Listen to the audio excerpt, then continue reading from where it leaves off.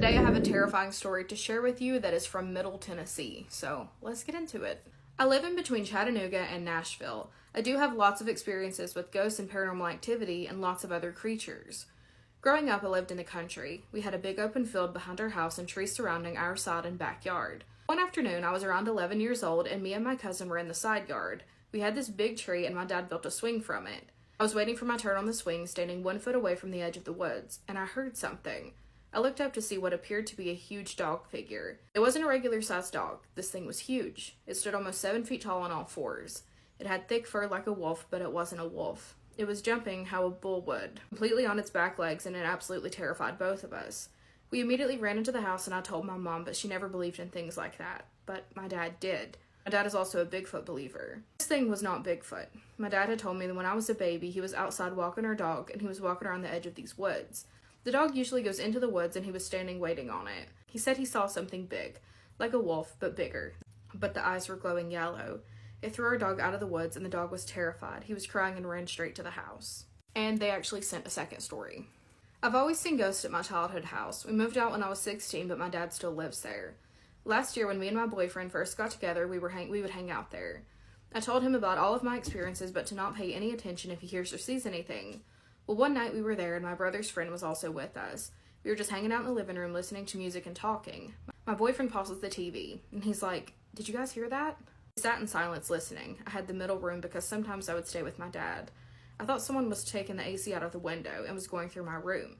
It sounded like a tornado was in that room, and we were all scared. My boyfriend grabbed a hammer, and my brother's friend grabbed the broom. We all walked towards that room and stood at the door. It sounded like a helicopter had landed in that room. My boyfriend opened the door, and we turned the light on, and everything in that room was flipped upside down, in the floor, rotated, etc. It was scary. We felt uncomfortable, and we felt sick. We felt like something was watching us. We grabbed things and left. I sometimes have nightmares from that room. Later on, I went back, grabbed the Ouija board I had in the house, and took it to my mom's. I snapped it in half and put it up. My mom later threw it away. Ever since then, it wasn't as haunted, but I still have heard spirits lurking around, but I never paid them any attention. Let's talk about a very creepy dream that turned into the omen of a very bad car crash. This dream will stick with me forever, and I still wonder to this day who was in my dream and why they showed me this traumatic event so vividly. Strap yourself in and get ready for the ride. This wreck happened back in 2012 when I was 21 years old. I live in South Louisiana. A few weeks prior to this wreck, I had a dream that I would wreck my car. The picture below attached in this email shows exactly how my car ended up, slanted on top of a huge cement culvert. You'll understand why I attached this picture once I explain the dream. In this dream, it was nighttime, and oddly enough, I was sitting in the passenger seat of my car, and I thought I was alone, but I in fact had company. While in my passenger seat, I felt afraid, but couldn't understand why. I felt uneasy, as if I was being watched. I remember looking out the passenger window and seeing where I parked next to a business, and remember seeing a paved parking lot. I looked over at my driver's seat, and a black ominous mass is sitting in my driver's seat looking at me. It had no face, but I do recall seeing lights where the eyes should be. It almost looked as if it was smoky. I screamed when I saw the mass, and it turned in my direction and stuck out what would be an arm as if to turn up the radio to full blast while playing heavy metal music. The music was so loud that it made my ears hurt, and I kept screaming. The black mass had then put the car in drive and rammed the gas pedal, and my car was catapulted into a ravine with deep water. I start panicking, attempting to escape, but the doors won't open. I see water pooling in all around me, and I can't escape. There's nowhere to go, and the black mass smiles, and then it vanished. I don't understand how I could see when it smiled, as it had no definitive facial features. After it vanished, I woke up. When I woke up, I had an entire meltdown, crying and panicked, ending in my now husband, but boyfriend at the time, consoling me so that I could go back to sleep. Now let's fast forward a couple of weeks. I'm at work, and at the time, me and my mom both worked at the same company. I was the receptionist, and she worked in the accounting department. We drove separately to work because she lived pretty far from me at the time, but there were periods when we did carpool together. The workday was coming to a close, and I started to feel very unsettled. A gut instinct kicked in, and I was on high alert. Mom came in the office an hour before closing and asked if I was okay, and I told her that no, I don't feel right. The weather was really bad on this day, and our area floods often when it rains too much, so I asked her if she could follow behind me once we left work, just in case we ran into deep water. Living in South Louisiana, you just become accustomed to dealing with flooding. We leave work and start driving and go through heavy water, but make it out successfully. We get on a straight stretch of highway, and I feel fingers brushed on my arm as if something touched me. It was almost in a consoling way, and I look down at my passenger seat and say out loud, "I felt that. I know something's in here with me." I've always believed in spirits, so I was taken aback by it, but didn't try to explain it away. Immediately after that, my mom calls me because she's still following behind me, and she tells me to turn my headlights on. She could tell they were off, and the rain was coming down hard at this point, making it hard to see, so I turned them on. I tell her I love her and hang up so that she could pay attention to driving. Before I could hang up with her, a curve had come up and my car hydroplanes off the road. I start screaming for my mom over and over again, and I'm in a panic, slamming the brakes, and nothing's working. I have no control. My mom's screaming in my ear, telling me to hold on. I had dropped the phone in my lap and ran through a big ditch of water and ended up sitting on top of the cement culvert.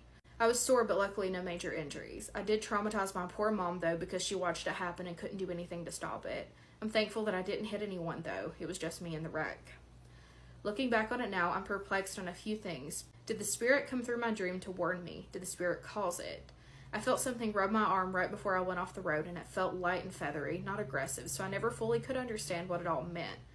I'm kind of at a loss myself, because the way the dream sounded, it seemed like that may have caused it, but I don't know. What do you guys think? I'm kind of at a loss, because if it felt comforting in the car, but then in the dream, unless it was two different spirits, which I guess it could have been, I don't know.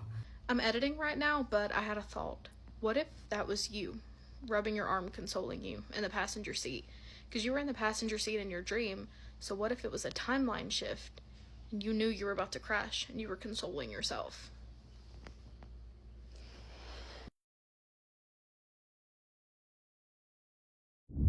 Creepy footage that I'm about to show you was taken in East Tennessee at our follower's sister-in-law's home. Now, they live like right near the sister-in-law, just for reference. So this day started as any random day, but then the follower would get a series of strange texts from their sister-in-law, and I'll just put those up on the screen right here.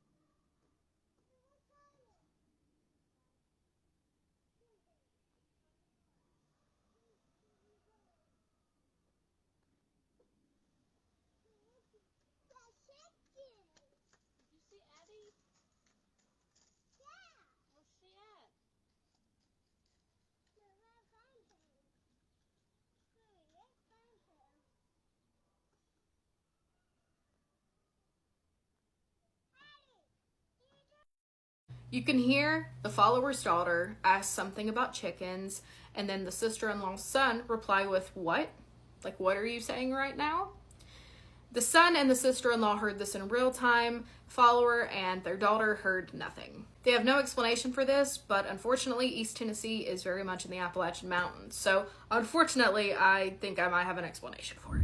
I think my university residence is haunted. What a way to catch my attention when you sent in that story. I immediately had to read it, so let's read it. Some background. I live in a residence building that was built sometime in the mid-50s. How residences work at my university is the university is split into colleges, and each college has multiple residents and usually some buildings with classrooms and libraries. In my college, we have the oldest building on campus, built in 1853.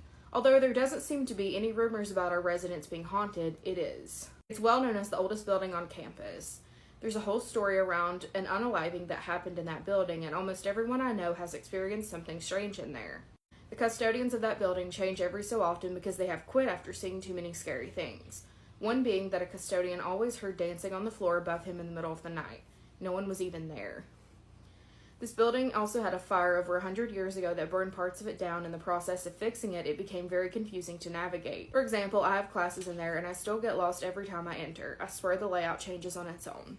My residence building is across the quad, about a minute walk from this building. Over the 2 years that my friends and I have lived here, we've had strange things happen to us. One of my best friends often heard a child laughing in the middle of the night when clearly there were no children in a university residence. My girlfriend lives with me part-time, and whenever she would leave early in the morning after, she would hear footsteps. Not footsteps from the hallway, not outside. They always sounded like they were right in the room with me. Oftentimes I hear things coming from inside the walls, which granted could be mice, but it's unsettling all the same. More recently, I started to hear someone call my name, but when I turned around, no one is there. I know it must be something in the residence because when I went home for a few weeks at Christmas, it stopped. The most unsettling thing happened about a month ago. My friends and I had a falling out. This one girl and I were not speaking. I left my room to go use the bathroom, and just as I was opening the bathroom door, someone called my name from inside the bathroom. It was so loud and clear, but I was certain that when the door was fully opened, I would see someone standing there. No one was there. The most unsettling part was that this voice sounded like the girl we had a falling out with in our friend group, but without her accent. It was like something was trying to sound like her, but failing. We also had a day when all of our power and water was down. My friend and I were eating in the dining hall, which is a separate building but connected to ours, and tried to get back into our building the normal way, but it didn't work since the door opened by itself when we put our keys in using electricity. Because of this, we used the basement door connected to the basement of our building. The basement is creepy to begin with. It's a long hallway, kind of sketchy looking corridor, and it always floods when it rains, so it smells like mold. Nothing could have prepared me for what it looked like when there was no power. It was terrifying. I could feel that something was down there. My best friend was equally terrified, and after looking behind us and seeing movement in the pitch black, we both took off running at the same time. I don't know what was down there, but I've never felt so strongly that something was after me. For reference, I've included a photo of what the basement looked like. I have no idea what the shadowy figure at the bottom left corner is.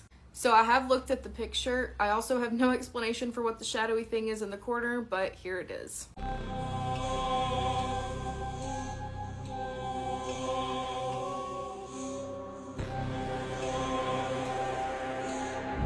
Are y'all in the mood to hear a Windy Boy story? Well, I hope so, because we're gonna do it anyways. I got an email just titled Windy Boy, and it says it has pictures, so I'm terrified. We're gonna do this together. I guess let's read the email first, and then we'll look at the pictures. Hey Morgan, I've been watching your videos for a while now and have been dealing with quite a bit of supernatural chaos.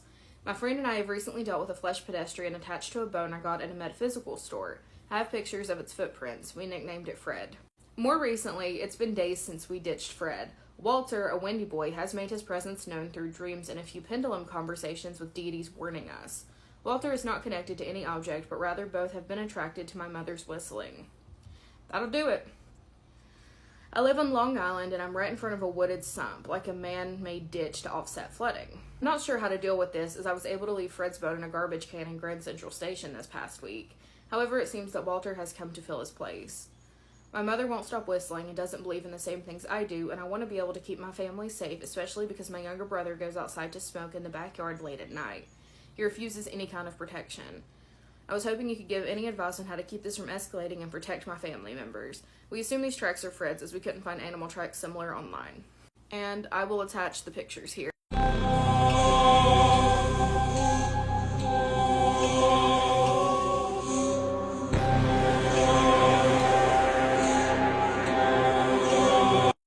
Weird. These tracks look like they could be from several animals while simultaneously looking like they could be from no animals. So my advice would be to put black salt around your doorways, your windows. Some people say to put up iron stakes. You could try that. I would just continuously tell your family that whistling makes you extremely uncomfortable. Hopefully they'll stop. I hate that for you. I hate it when people just like ignore fears. You know what I mean? But hopefully that works, but definitely lining your doors and window sills will help. I'm in a bit of a predicament. We recently moved, and the place we used to live definitely had something in there. I know we had a mimic. One night my daughter was sleeping in my mom's room while she was out of town. She got lonely, so I went in there and laid with her. I kept the door open so I could hear if my son woke up. I did not feel good in there. My whole body kept telling me to get up and leave, but I wanted to wait and ignored it because she was 2 hours away at my uncle's. I told her about it when she came home, and she told me about how she'd seen me walking across her room to the bathroom, and she'd heard my son coughing in the living room. Both instances were at work and school. Unrelated to these instances, my daughter lost her stuffed baby Moxie. We looked in all the places she had left her and all the places her little brother likes to hide her babies. It was nowhere. The next day, my mom called me and Moxie was sitting up on her bed. She was not there when my mom left. A few weeks later, my daughter lost Mermaid. We went through the same thing, checking everywhere we could, and it was nowhere. I figured we left it at her grandma's house. The next day, I promised her we would go get her when I got home from work. When I got home from lunch, I went past her bedroom and noticed it on her bed, just chilling. My mom didn't know where it came from. She did not put it there herself. I've attached pictures of both incidences. Do you feel anything when you look at them? So I will attach the pictures right now, and I'll let you look at them.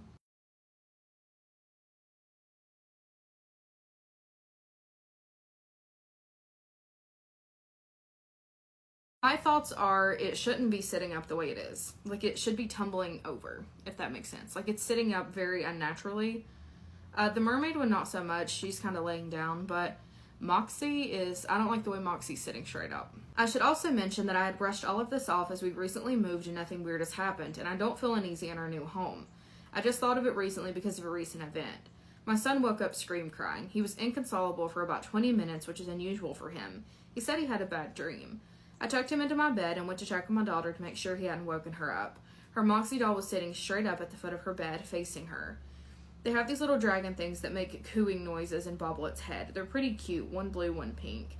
They were both on her bedside table, also facing her. I didn't move them. It just creeped me out and I went back to my room. When I woke her up for school the next morning, Moxie and the pink dragon were still facing her, but the blue dragon was facing the door. It sounds to me like a little bit of ghosty activity. I don't think it's anything that a cleansing couldn't fix. Definitely you should probably cleanse yourselves. While you should cleanse your space, I think this is more of like an attachment to a person, you know, instead of a space. So I would recommend that, and hopefully that does help. There are 1,000,000% flesh pedestrians in Australia, and I feel like it is not talked about enough. I feel like Australia has a lot going on, and they kind of get overshadowed, but let me share a story with you guys. So this follower is a 29-year-old from the coast of New South Wales, Australia. They said their strange experiences started happening when they were between the ages of 4 and 6 because they have vivid memories of talking to a deceased grandparent on their bed. They also remember talking to their twin sister who passed away in the womb. So whenever spirits die, or whenever people die and become spirits, they don't really age. They kind of just stay where they're at. This twin seemed to grow with her. So the follower would just talk to this twin about her day, just like confide in her, right? Well, her mom made a friend with the neighbor, and the neighbor saw her just carelessly talking away to the spirit, could see spirits, and thought, that thing is no good. That is draining your life force, and we need to get rid of it. So they did a cord cutting ceremony, and everything stopped until they moved. So around the age of 15, everyone started seeing a tall man in a hat and a trench coat around the house. Everyone being her brother, her mom, her dad, everyone was seeing the Hat Man. The follower is the only one who didn't directly see the Hat Man, but according to a reading that she got, he is there to protect her and he's attached to her. So it's kind of strange that she didn't see him. Now at the age of 29, she believes she has ran into a walker or a flesh pedestrian. One afternoon she goes on a walk and she is arguing with her mom at the time, and she said she took note of a kangaroo kind of following her around, and it looked a little strange. This kangaroo followed the entire time, would stop when she stopped, and would follow her around every corner. She also watched a tall figure come out of the tree line of a nearby national park and just stand there and watch her car drive by as she was driving home one day. She said after she saw this tall man in the trees, she went home, and she said when she opened up her front door to come inside, she felt like she was being yanked into the house, so that's interesting. She said she had this urge to come inside and lock up really fast, so she did, and she went in the kitchen and started to make dinner. And she said she felt this like weird energy coming from outside. There was nothing out there that she could see, but it felt so unwelcoming. She said she's kind of at a loss on what to do because she's trying all these protections and they're not working, and with her job she has to be outside at night, and she was wanting advice on what to do. Hey, how's it going everyone? Eric here. Morgan is not feeling good today, so I'll be taking over the recording for today, but we're coming at you today with one of your scary stories, so let's go ahead and jump right into it. This all started about 6 months ago. There is this river out in the middle of nowhere that I love to go to with my dog. I went there once, had no issues, but the second time I went with a friend. We were swimming and walking around, everything seemed fine, until we sat on this rock. We sat down there chatting, and then I started to feel really uneasy. My dog started staring at something on the other side of the creek. I was trying to get his attention, but he started growling in the direction he was staring at and would not look away even for food. He eventually settled down, and we just thought he was being weird. As we were walking back to the car, I realized I had lost one of my shoes.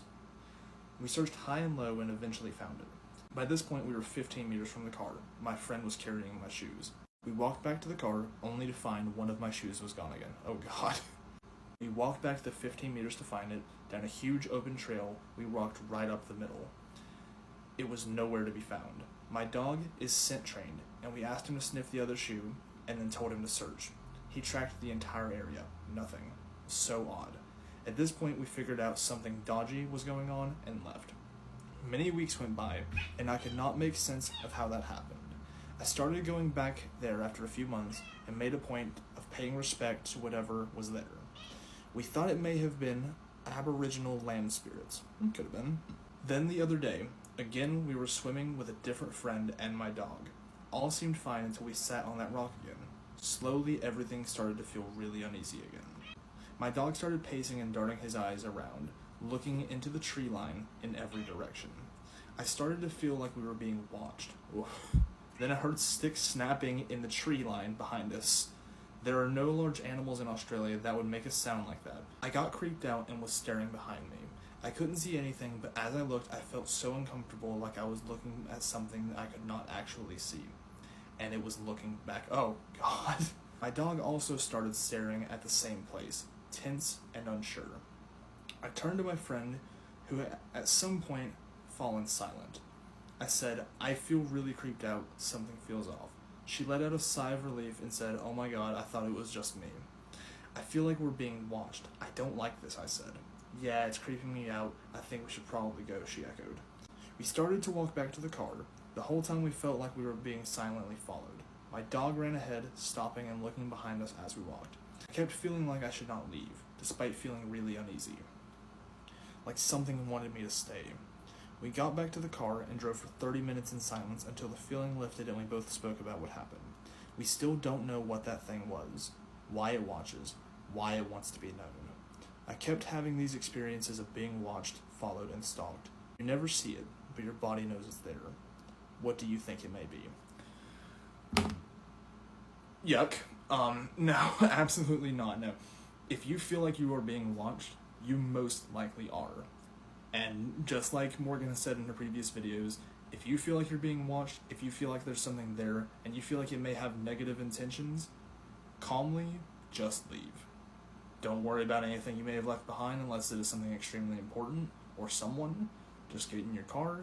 If you took a car, slowly leave. If you walked, slowly walk away. Make no intention that you know something is there or that you're being followed, because something is most likely there. At least that's what I think. In Texas sits a large house with 2 large windows leading to a bedroom that remain uncovered. No blinds, no curtains, not even a quilt held up with thumbtacks to separate you from whatever is lurking outside. After moving in, it did not take long for our follower to start seeing something from their window directed at their back gate. They describe it as being gray in color, but also extremely pale at the same time. It is incredibly tall and has a socket where eyes should go, but there are no eyes. Even though there are no eyes, you can definitely tell that this thing is staring at you, smiling with gnarled, jagged teeth. Each night, they would see this thing, and each night this thing would inch a little bit closer to their window, until eventually, it was right outside, directly in front of their window. It would stand there watching, studying. Studying what, though? This alarmed our followers so bad that they completely stopped going on the nightly walks with their family that they looked forward to doing so much. And the sightings only stopped when they moved from this house. And that should be where the story ends, but it isn't. Recently, they've moved back to not the same house, but close enough to where this thing is making an appearance again. And not only are they seeing it now, they hear it. So I emailed them back with some of my own personal advice, but if you have anything to add in the comments, I'm sure it would be greatly appreciated, because, oh my goodness, this thing is obsessed. Just like these things get, they become obsessed with you. A few weeks ago, I showed you guys a video here on TikTok that was captured by another creator. This video showed them hearing something saying, hey, right outside their bedroom door when they were home alone. Well, I was tagged in an update. This is what they caught on camera recently.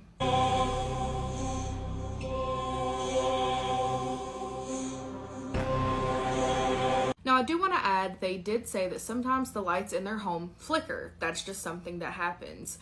But something about this clip makes me feel like it's something else. Presumably, everything that you see in that clip is plugged into the same, outlet, or at least the same, what's it called? The same, breaker, you know what I mean? So theoretically, if something was going to flicker, it should be affecting both lamps, and it should be affecting the TV as well. But you'll see while that clip starts off affecting both lamps, it eventually moves down to just one lamp.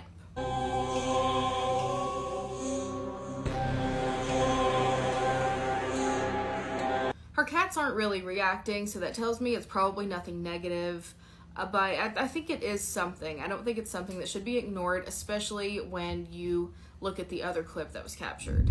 Personally, that I know of, I have never read or heard a scary story from Yellowstone until the other day. So let's get into what happened to a follower 3 or 4 years ago in none other than Yellowstone National Park. They were doing a road trip with their dad. They said they were doing all kinds of fun things. They even stayed at the Stanley Hotel, which they said was pretty uneventful, but the same could not be spoken for Yellowstone. So they find a cabin right outside of the park. It's right near the river, and you can see the mountains from the park, but it's not technically in the park. Well, one night the follower cannot sleep, so they go out on the back patio where they're positioned at the mountains and they're playing their Switch, and it's around 2 a.m. Between the cabins is a gravel lot that when you step on it echoes pretty loudly. You guys know the sound of gravel. It is loud. So they start to hear what sounds like human footsteps rapidly approaching them between the cabins through this gravel lot. So they turn to look and they see a dog emerge from the side of the cabin. And this isn't unusual. They were there earlier in the day. They had been there. They've seen dogs. People have dogs in Yellowstone. This is nothing to be alarmed about. So they, without even thinking, hop up and start walking over to the dog to give it pets. But as they're approaching this dog, they notice that something looks strange about it. They start with their coat. They said their fur looked as if it was taped on badly and it didn't quite fit. And after they looked at their fur, they moved to their eyes, and they said the only way they could describe it is these were not a dog's eyes. That immediately gives them a sinking feeling in their gut, and they back away and go back into the cabin where they close every window and lock the door behind them. They said that entire night they could hear still what sounds like human footsteps circling the cabin continuously. And when it wasn't circling the cabin, it was stopping to knock, scratch, and beat on the door, trying to get in. They laid in bed and listened to this happen for 5 hours before they eventually heard the footsteps walk away. They said they also saw what they believed to be a shadow at that same back door that led out to the patio. It looked like the tall shadow of a human, but they said they could have been paranoid and they can't be quite sure if they saw that. The next day, they and their dad leave the cabin and they decide to explore the park, but both of them being disabled, they don't walk the park, they just drive it. And they said they shudder to think of what would have been waiting for them if they had been outside of the car. Preface this, I'm Colombian American, and the first time this happened was when I visited Colombia 3 years ago. It was the first time I'd gone back in 5 years, and I decided to go visit my grandmother, who at the time was on her ranch.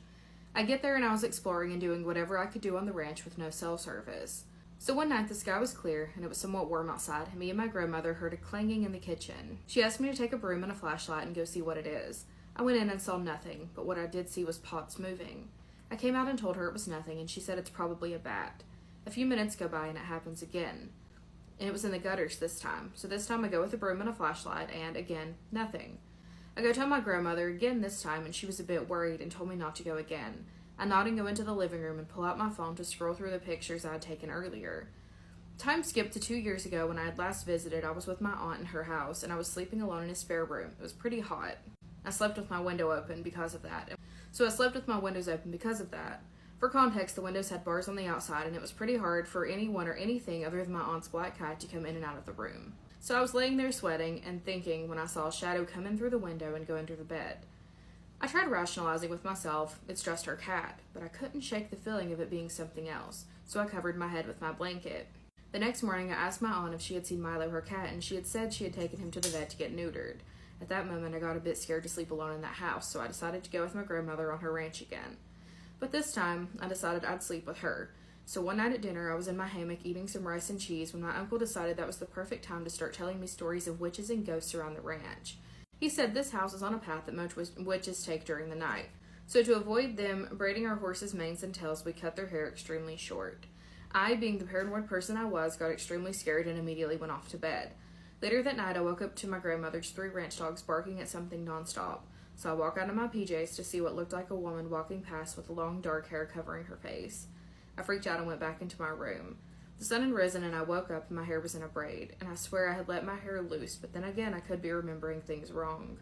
So I walk out to get a glass of water, and then I see a woman just standing at our wooden gate with the back turned to me. As quickly and quietly as I could, I went to the other side of the home where my uncle was. I more than gently shook him awake and made him check on the woman. He stood up groaning and annoyed and went to look, coming back extremely annoyed. I asked him what's wrong, and he said, "There's no one there." I think you might have encountered something. Let's read about the house with the room directly from hell. I live in southwestern Ontario, Canada, and the house I grew up in was a large 100-year-old 3-story home with an unfinished basement. Think basement, main floor, second floor, and then the attic. While it was pretty clear the whole house was haunted, there was one room in the house that to this day feels like there's a portal to hell. That room was the primary bedroom, my grandparents' room. Things that happened in this room included closet doors opening and slamming shut, the smell of perfume coming from the closet, the dog waking up at the same time every night shaking and crying and hiding, my baby brother staring at the closet screaming. But the scariest thing was the apparitions. There were 2 that you could see that would pace over you, and the other was shorter, bald, larger man that only the girls would see. He would pin you down on the bed and scream without any sound. I was terrified of being in that room, and it felt evil. I still have nightmares about the closet being the gateway to hell. When we eventually moved, the next owner used it as a boarding home, but men who would rent that room would leave, and it would only take a month. They would be very distressed and upset because of the woman, saying she hadn't told them the room was haunted. I believe eventually the landlady moved in, but she doesn't go in that room and leaves it locked. In a small town in western Maine sits a very, very old home, and I'm talking built in 1820 old. This home belonged to the follower's father at the time of this story. With this home being so old, it is not a shock that it has some residual energy in it and it is haunted. They experienced many, many things in that home, but one story sticks out and they believe to this day that it was a poltergeist. One day, they arrive home from school and take note that their dad's car is not in the driveway, but their mom's is. Now, this was not abnormal. They both worked 3rd shift and they had alternating days, so their mom was probably inside sleeping while their dad was at work. So they go inside, they go to the kitchen to make themselves a snack, and they hear their name being called from the living room. Now, in the living room is the stairs leading up to their mother's room, so they were like, "Oh, she's awake and wanted to say hi, but let me go in here and make sure she doesn't need anything." So they sit down what they're doing, and they head in the living room, and there is nothing there. But at that same time, they look out their living room window to see their dad's car pulling into the driveway, and in the driver's seat sits their dad, of course, but in the passenger seat sits their mom. My name is Hannah, and I wanted to email you and tell you about something that happened to me a few years ago when I lived in Clintwood, Virginia. I want to share an experience I had, and this is the scariest thing that has ever happened to me. Keep in mind I was 13 at the time. One night, me and my family were coming back from a late-night grocery shop. My mom was one of those moms that liked to shop when everyone else was in bed. We pull into the driveway, and everyone gets out and starts unloading the car. Well, they had all already headed in with their arms full, but I was still filling mine. I kept getting this weird feeling that I was being watched, and I hate that feeling because I've always been extra sensitive to these things. Well, everyone comes back out to get more groceries, and all of a sudden we all hear someone scream my name like they were being unalived. My heart literally stops, and I froze. Of course, my parents aren't the believing type, so my mom said, "That's probably just the neighbor's kids playing." And I just looked over at her with the most, "Did you really just say that?" look, and thought to myself, well, why would the neighbor kids who do not know my name be outside screaming it at almost midnight? Whatever it was screamed my name 4 times, and then just continued screaming for about 30 minutes. It sounded like a woman. Everyone gets in bed and falls asleep. Well, 4 a.m. comes around, and I did wake up with that feeling from earlier. And me being 13, I broke the #1 rule of living in Appalachia. I look outside.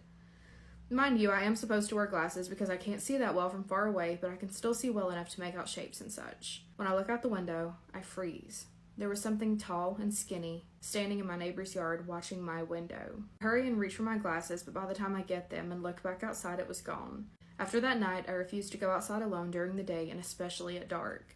Whatever it was continued to follow me around in that little holler until we moved 3 years later. That night is what made me a believer, and I became more curious in the paranormal and other things. Well, you mean it's probably just the neighborhood kids playing? I'm a little weary to share my story, as I have this strange feeling that things are going to spark back up as soon as I do. That's what happened the last time I tried to talk about this with someone who has background and personal experience with this kind of thing. To start off, I want to give you a little background to make more sense. So my mom passed away when I was 11 in 2015 after struggling her entire life with mental illnesses, and what I believe was also attachments. She had a pretty rough childhood surrounding family life and just overall trauma. She later got into, I don't know how to word this, substances to cope. And from what I know, she played around with seances and Ouija boards shortly before I was born when she was 21. As long as I can remember, I've been in tune spiritually, hearing things, feeling things, so on and so forth. Not all experiences have been scary. In the first 9 years of my life, while I lived with my mom, we both experienced things that were very strange. The scary thing that was attached to my mom, I feel somehow attached to me after she passed. A generational demon, if you will. So from that, the first real encounter that I remember clear as day was when I was 12 years old. A small town I grew up in on Christmas break. It was, I believe, the third or fourth night there, and I was laying in my room that I spent my very early childhood years in, from 3 to 8. It was about 12:30 at night and my grandpa was asleep. But something was telling me to go look out the window, so I did. For context, this window faces the garage and backyard. Behind the backyard was a small forest connecting another street of houses. My cousins and I never went in those trees. Ever. For some reason, we just all knew not to go back there, or without people, even the adults wouldn't go back there. Anyway, as I was looking out this window, I hear footsteps up the driveway. It was a fully gravel driveway. So I get a little scared and lay down and cover my head. As I was laying there, about 10 minutes later, I hear what I know sounded like a small garage door open. The one people walk through, not the car one. So I look out again, and there was absolutely nothing. So I lay down and turn a show on my tablet to try and sleep. And as I was falling asleep, I hear this door again. And then the sound of our wheelbarrow going up and down the driveway. I look outside and see a very small figure in a black trench coat walking down the driveway towards the road. I ran to my grandfather's room and shook him awake and told him someone was in the garage. I went downstairs to the main floor of the house, and the front door handle starts rattling and the door was shaking. He grabbed a bat and turned on all the lights, and by this time he turned the light on, it all stopped. We didn't go back to bed that night. We stayed in the living room on the couch waiting for something else to happen. Now fast forward 2 years later. I had some trouble living with my bio father and ended up moving in with a friend of my mom's from her childhood who had 2 daughters my age.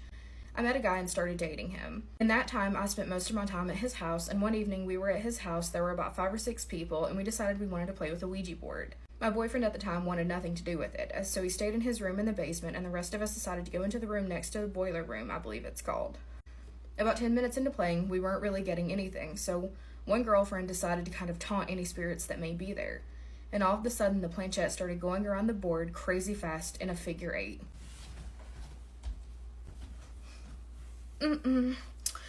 If you see a figure 8, cut the session. Anyways, I was trying to say we need to say goodbye, and before I could even get the words out, this force pushed me about 4 feet back into the wall. This is where I semi-lose consciousness. I felt as though there was this huge stream of air being pushed down my throat. My friends have told me my mouth was open so wide that it didn't look human, confirming what I had felt. For about an hour after, I was apparently laying on my boyfriend's bed saying over and over, "Joe is mean."